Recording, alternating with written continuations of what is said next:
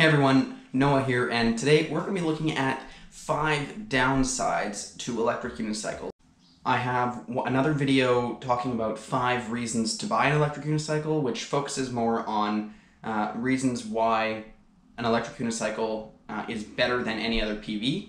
But today we're going to be focusing on a few things that you may want to know before you invest your money in a device like this. Number 1 is speed and braking power. As I've mentioned in many previous videos, electric unicycles are extremely fast. They have improved over the few years that they've been around to the point where now you can go 70 kilometers an hour without beeping and pretty easily because they've got such giant motors and batteries and such. The difference though between an electric unicycle and a scooter isn't self-balancing, so you can put disc brakes on it, and mechanical brakes are amazing at stopping. There's nothing that will rival mechanical disc brakes. On an electric unicycle, there is no way to put mechanical brakes on the wheel. There's one wheel, and the braking is regenerative braking from the hub motor, because the wheel is essentially a hub motor, just a giant hub motor. So the amount of speed that you can generate with this machine is crazy compared to the amount of braking power you can. And it's just good to remember that going 100 kilometers an hour or even just 70 on a scooter is way safer than going 70 on an electric unicycle. And yeah, it's just good to remember that you have a machine underneath you that can do crazy high speeds, but cannot always reliably stop at those speeds. Number 2 is getting replacement parts. As of right now, all electric unicycles that are available on the market are manufactured in China, somewhere in China, and they all have to be shipped here from that place.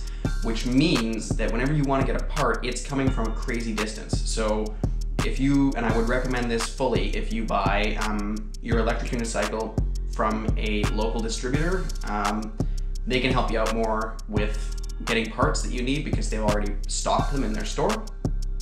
But for instance, the tubes on most electric unicycles are not tubeless. The 9-watt Z10 is the only one that comes factory tubeless.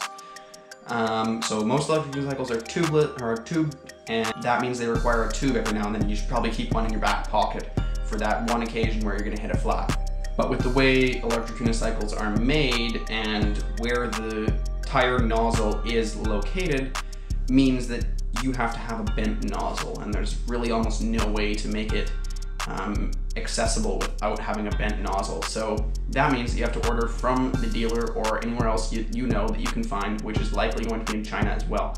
Number 3, we've already partially touched on, which is the hub motors and in which electric unicycles are powered.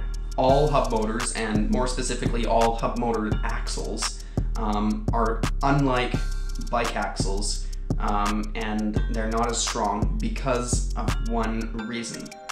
They need to have power cables flowing through the center, because when the wheel rotates around the axle, you need something that's not going to twist the cables up. And that means that the axle needs to be hollow. Every axle on a hub motor is hollow. Compared to a bike, which has 2 stronger axles, this only has one weaker-ish axle.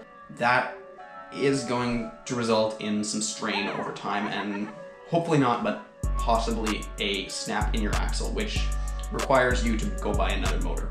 The axle on in-motion wheels, some Gotway wheels are like this as well, where the axle is actually threaded for the first couple inches, because that's how they get the pedal hangers on.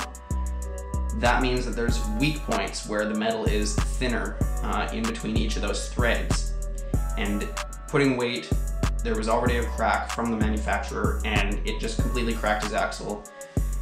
So luckily it was under warranty, which we'll talk about in a minute, but it was under warranty, and so we're working on that. The new age of suspension electric unicycles will change the amount of pressure that's put on axles. So that's one of the upsides to suspension electric unicycles, because the axle is getting probably half of the force that it would normally.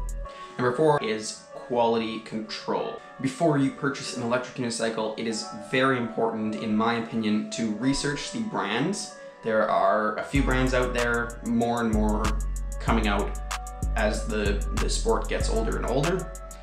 But there are less brands than a lot of other devices. And so if you find a brand that you like, research the brand, research the quality that it's got a reputation to have, and try and figure out if that's a good brand for you. InMotion is a bigger company, but they make fewer unicycles, so they're likely to have better quality control. And as with my story earlier, that is not always the case, but the likelihood of quality control being better is there.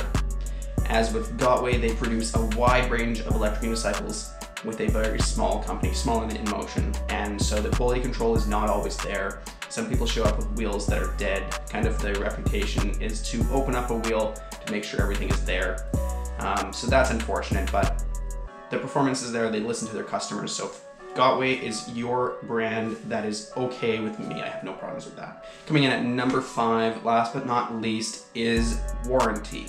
Now, with these devices coming from China, it is kind of important if you're spending several $1,000s on a device, you want to make sure you have a warranty that's semi-good, because these devices can break. There's a habit of it happening, and it's a new technology, it's a new kind of uprising, so we don't know really everything about them. There's not good quality control necessarily. So try and do your best to purchase from a local distributor. They're a little bit easier to deal with. I know eWheels is a really good one in the US. If you're in the United States, eWheels is widely known as one of the best distributors there. They're gonna give you the best warranty that they can, and it just, buying a wheel directly from China, unless you 100% need to, or you want something because of that wheel, and you're aware that of the risks and such, please just try not to do that, because dealing with the Chinese manufacturers is a hassle. They aren't going to help you out very much, just because it's long distance and different languages. And when I bought my InMotion V8, I looked at the warranty card and the instruction sheet, and seemed a little off to me, but the InMotion itself has to give a pretty strict warranty in order to sell any of their products. So like saying things like don't go on gravel and don't go on grass and such like that, that isn't going to damage it, and if it does, I have a big problem with that. Which is why don't buy from the Chinese manufacturer themselves.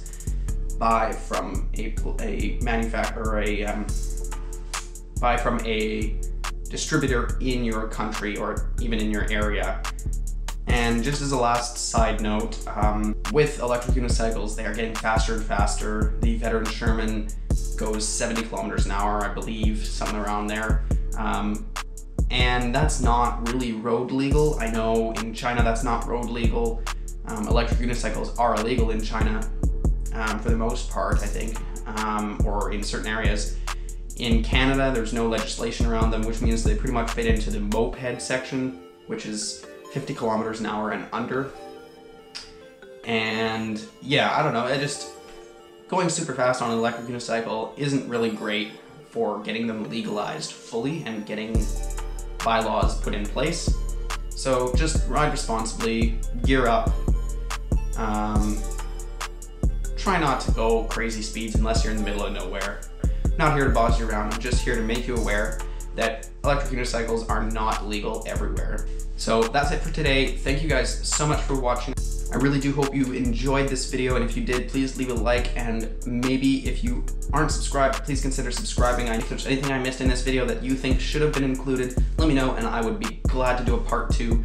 So yeah, comment down below if you have any questions or suggestions, and that'll be it for today. Cheers!